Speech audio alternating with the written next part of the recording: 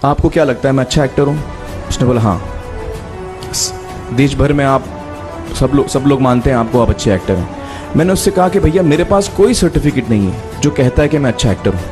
Education के field से नहीं हूँ, मैं एक कलाकार हूँ, एक आर्टिस्ट हूँ, एक क्रिएटिव इंसान हूँ। और आप लोग बेहतर जानते हैं एजुकेशन के बारे में, इतने साल से आप एजुकेशन चला रहे हैं। पिछले कुछ साल से मेरा अनुभव हुआ है, चूँकि मैंने कुछ फिल्में की हैं। एक फिल्म थी तारे ज़मीं पर, और अभी हाल ही में मेरी जो फिल्म आई है 3 इडियट्स, ये दोनों फिल्में एजुकेशन के टॉपिक पर हैं। तो लिहाजा मैं इस वजह से मैंने काफ़ी रिसर्च की एजुकेशन के ऊपर, और कुछ चीज़ें मेरे सामने आई हैं और वो चीज़ें मैं आपके सामने रखना चाह रहा हूँ। आज यहाँ पेरेंट्स हैं, एजुकेटर्स हैं, टीचर्स हैं, बच्चे भी हैं। हो सकता है पता नहीं मैं कितना सही बोल रहा हूँ, गलत बोल रहा हूँ, लेकिन मेरे कुछ विचार हैं जो मैं आपके सामने रखना चाहूँगा। और वो ये कि सबसे पहले तो हर बच्चा ख़ास होता है। ये मैंने डिस्कवर किया अपने रिसर्च में। हर बच्चा ख़ास होता है।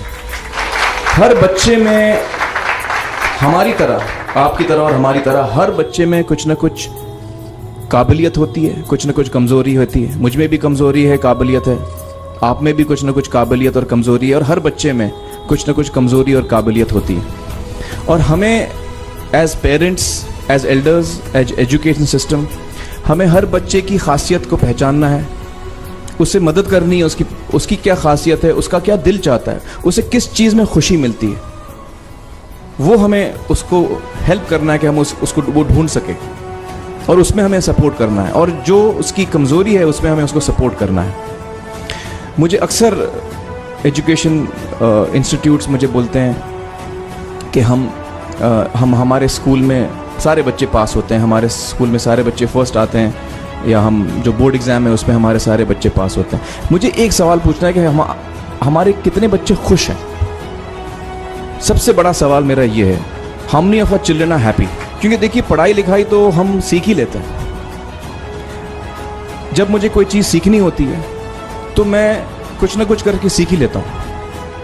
हमारी फिल्म 3 इडियट्स जब रिलीज़ होने वाली थी, रिलीज़ से पहले हमने कई स्क्रीनिंग्स रखे थे, टेस्ट स्क्रीनिंग जिसको हम कहते हैं, जिसमें कि हम ऑडियंस जैसे आप लोग हैं उनको बुलाते हैं, फिल्म दिखाते हैं, उनसे पूछते हैं कि फ़िल्म कैसी लगी। ऐसे एक टेस्ट स्क्रीनिंग हमने किया था। बम्बई में एक फैक्ट्री में कारीगर लोग काम करते हैं, तो करीब 25-30 कारीगर आए थे उस स्क्रीनिंग में। स्क्रीनिंग के बाद उनका एक कारीगर था, उसने मुझसे एक सवाल पूछा। उसने मुझसे ये पूछा, आप लोगों ने फिल्म देखी है 3 इडियट्स? उसने मुझे एक सवाल पूछा जो बहुत कमाल का सवाल था। उसने मुझे ये सवाल पूछा कि सर, पिक्चर के अंत में हमें पता लगता है कि आप तो रणछोड़ दास थे ही नहीं, रैंचो तो थे ही नहीं आप, तो सर्टिफिकेट तो आपको मिला नहीं, वो तो जावेद जाफरी को मिल गया। तो आप इतने बड़े साइंटिस्ट कैसे बन गए? इतने बड़े पेटेंट्स, 400 पेटेंट्स, जापानी लोग आपके पीछे पड़े हैं, तो आपको सर्टिफिकेट तो मिला नहीं, तो आप इतने बड़े साइंटिस्ट कैसे बन गए? बहुत ही अहम सवाल है ये, बहुत ही इंपॉर्टेंट सवाल है। और ये जो मुद्दा है उसके हार्ट में जाता है ये, कि जब मैं एग्जाम के लिए रट के जवाब देता हूं और वो जवाब में मुझे नंबर मिलते हैं और मैं पास हो जाता हूं, तो मेरे हाथ में एक पर्चा आता है जो मुझे कहता है कि मैं पढ़ा लिखा हूं। लेकिन वाकई में पढ़ा लिखा हूं या नहीं, ये अभी तक हमको श्योर मालूम नहीं है। लेकिन जब आप नॉलेज चाहते हैं कि आपको मिले, विद्या मिले आपको, तो फिर वो कागज़ का मायने कुछ होता नहीं है। तो मैंने उसको जवाब में 2 सवाल पूछे। मैंने बोला उसको कि भैया आपको क्या लगता है मैं अच्छा एक्टर हूँ? उसने बोला हाँ।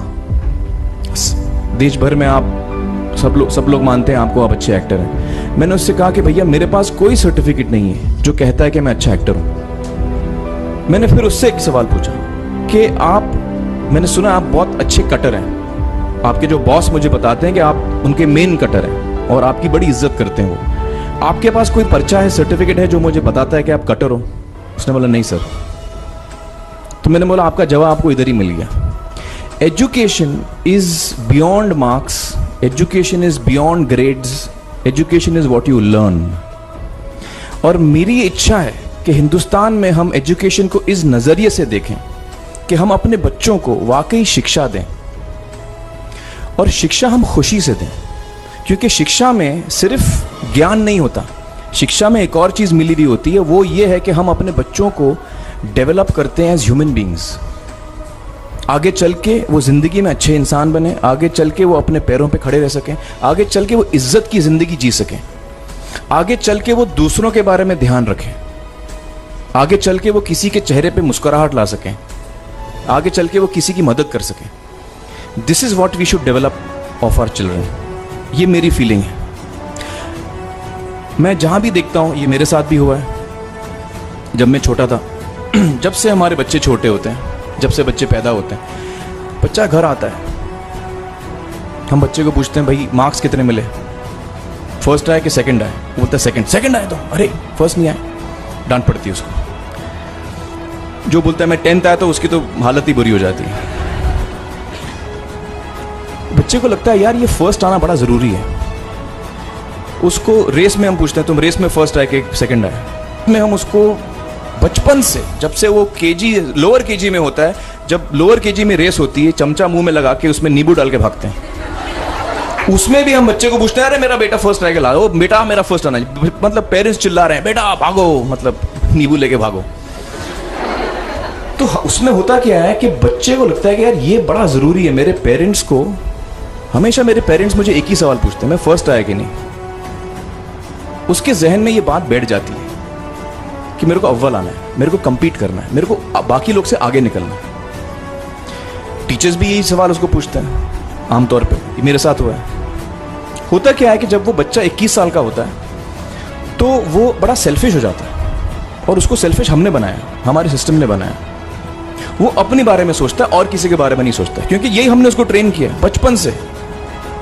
बचपन से हमने उसको यही ट्रेन किया कि बेटा तुम पहले आना, बाकी सब लोग को भूल जाओ। तो जब वो नौजवान बनता है तो उसका नजरिया सोसाइटी की तरफ यही हो जाता है कि भैया मुझे आगे बढ़ना है, बाकी सब बाय हुक और by crook I must succeed, I don't care about anybody else.